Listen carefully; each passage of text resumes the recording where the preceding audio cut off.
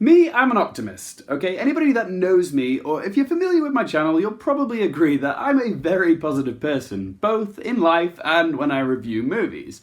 I always try to find the good in even the shittest of films, situations, or people I meet in the real world. And naturally, people have asked me, why aren't you more harsh on your channel? Why don't you tear into things more? You're supposed to be a critic.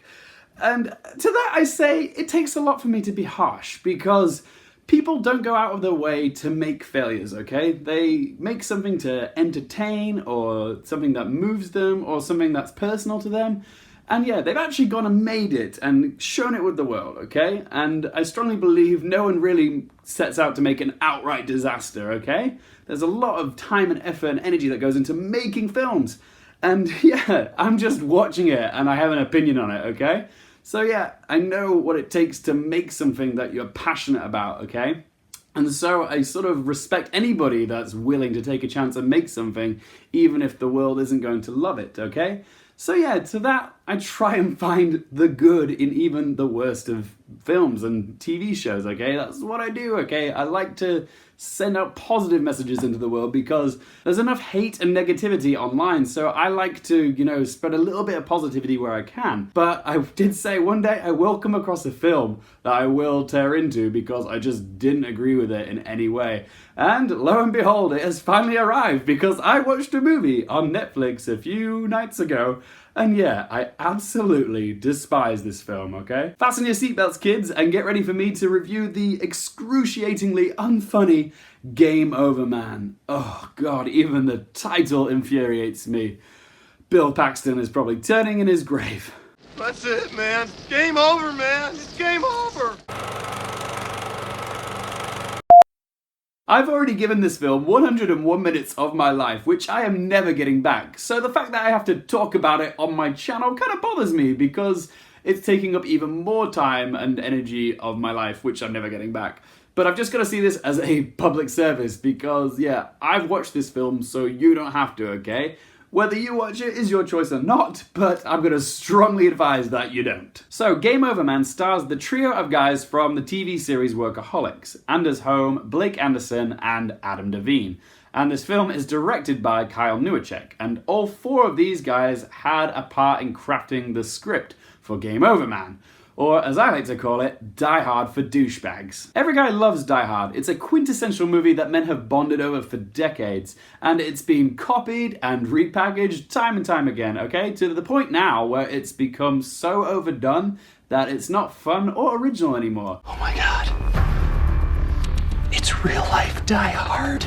You only have to look at the fifth film in the Die Hard franchise to see how far removed it is from the original that it's based off of. It's just completely soulless. But yeah, people still continue to copy it because the original is so beloved. But when I sat down and watched Game Over Man, I knew from just the first scene that this was going to be the most painfully unfunny homage to Die Hard that's ever been committed to film. In the first few scenes, we get jokes about cum loads as well as stories about people pooping off the Eiffel Tower, and we also get introduced to three very unlikable leading men. I don't know what it is about Adam Devine as an actor, but every time that man opens his mouth, I just want to punch him. Probably because he plays the same smarmy, arrogant, obnoxious, loud douche in every single film that he's in, and gets paid handsomely to do so. The man is a one-trick pony, and he's clearly trying to brand himself as the next Jack Black. You know, the fat, sarcastic, funny guy who occasionally likes to sing along. But the man doesn't possess 1/10 of the likability of Jack Black. Blake Anderson and Anders Holm don't grate me as much as Devine does, but still, their characters aren't that much better here. One is a junkie underachiever with very little emotional range, and the other is a closeted wallflower whose third act coming out metamorphosis borders on the offensive. Seriously, when he comes out as gay in the final act, he transforms into this bitch-slapping, finger-wagging, sassy stereotype. Okay, it's all well and good wanting to include gay characters into a typically heteronormative genre of film, but when you make his sexuality the setup for a stupidly bad bitch fight sequence, It's not funny, it's just sad and offensive. So what's the plot, you ask then? Well, our three unlikable leads are three wannabe video game designers who are desperately looking for investment so they can make their Skintendo game suit idea. Their day job is that they are housemaids that clean up hotel rooms, and they try to approach high-profile clients that come to this fancy hotel to invest in their idea. And one day there's this Bay of Tunisia guy hosting a party, and they approach him, and the Bay of Tunisia gets excited by the prospect and offers them some investment. But that investment money is then snatched away at the last moment when terrorists break into the party and keep everybody hostage, apart from the three leads who manage to get away. And yeah, it becomes a mission for them to try and rescue everybody and also get their investment money. Yeah, that's the plot. To their credit, the trio of guys in this film know their target audience and commit to their shtick, okay? But it's hard for anybody who is not a pre-adolescent version of Stifler from the American Pie films to appreciate the comedy in this film. I love parodies and I love lewd humour, but only when they're executed with intelligence. This is where Game Over Man fails. It goes for the cheap laughs. It goes for the school playground comebacks. It treats its audience like children, so any adult watching this just feels like they're being talked down to. Because the supposed comedy is so juvenile and forced, it feels like we're being punished for watching. That's why I can't stand this film, because it rewards prattish behaviour and encourages that whole lowest common denominator style of humour. This is why comedy films get a bad rep these days, because apparently sliced off dicks, autoerotic asphyxiation jokes, and forced public rim jobs to big fat guys is what passes for comedy these days. It's just gratuitous shock factor, over-exaggeration, and just plain distasteful. You can call me a snob or a lowbrow prude, but believe it or not, I actually do enjoy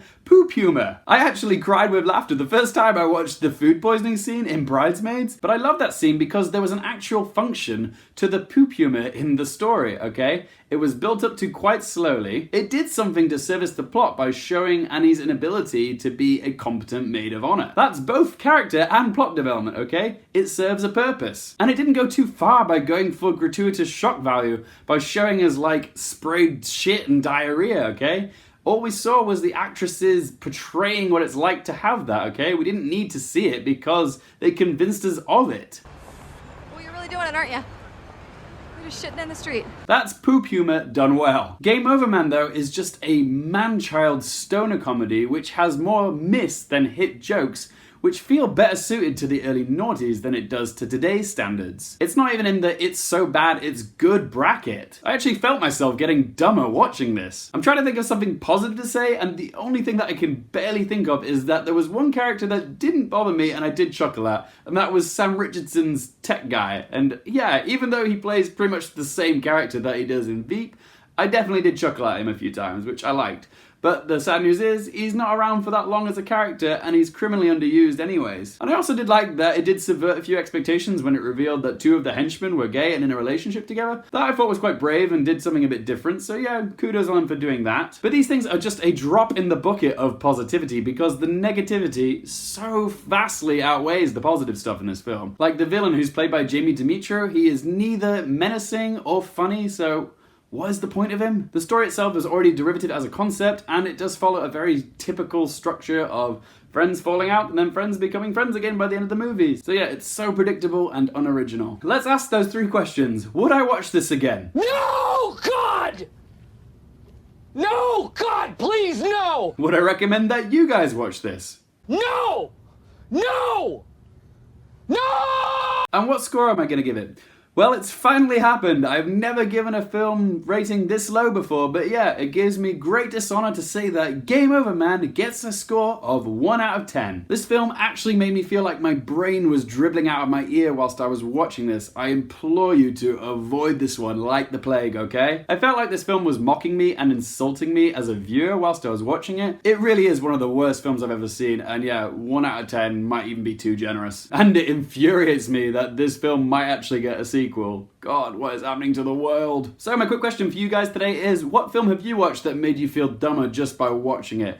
And have you seen Game Over Man? What did you think of it? Did you love it? Did you hate it? Whatever you think, please let me know in the comment section below. And if you do like these vids, please don't forget to hit that subscribe button, alright? Thanks so much for watching, guys. For more things related to movies, TV, and popcorn culture, I'm Luke Airfield, and I'll see you next time.